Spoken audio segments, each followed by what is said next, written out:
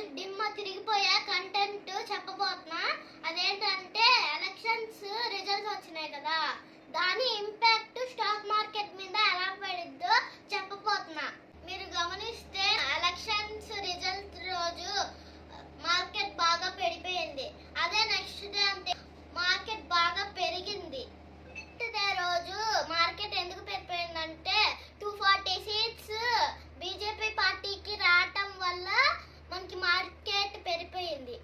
మళ్ళీ నెక్స్ట్ డేకి మార్కెట్ ఎందుకు పెరిగిందంటే మళ్ళీ బీజేపీ పార్టీ విన్ అయ్యిద్దని మార్కెట్ న్యూస్ స్ప్రెడ్ అయ్యింది. ఎలాగంటే బీజేపీ పార్టీ మళ్ళీ విన్ అయ్యి నరేంద్ర మోడీ పీఎం అవ్వాలంటే 272 సీట్స్ కావాలి. అయితే బీజేపీ సొంత పార్టీకి 240 సీట్స్, మన ఏపీ చంద్రబాబు నాయుడు కూటమి, నితీష్ కుమార్ బీహార్ కూటమి కూడా యాడ్ చేస్తే 272 సీట్స్ అబోవ్ వస్తాయి.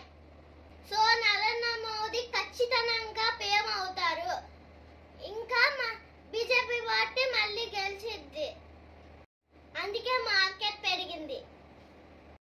మనకి బాగా సపోర్ట్ వచ్చి మార్కెట్ పెరగాలంటే బీజేపీ పార్టీ విన్ అవ్వాలి. మనమేమనుకున్నాం 370 సీట్స్ అబోవ్ వస్తాయి అనుకున్నాము. ఇప్పుడు ఏమైంది 240 సీట్స్ మాత్రమే వచ్చినాయి. అయితే మ్యాజికల్ ఫిగర్ వచ్చేసరికి 300, బట్ అక్కడ ఇంత రాలా. అపోజిషన్ కాంగ్రెస్ పార్టీ కూడా 220 సీట్స్ వచ్చినాయి. ఇక్కడ మేజర్ ప్రాబ్లం అదే. ఇప్పుడు బీజేపీ పార్టీ పార్లమెంట్ లో ఏ బిల్లును పాస్ చేయాలన్నా చాలా కష్టం.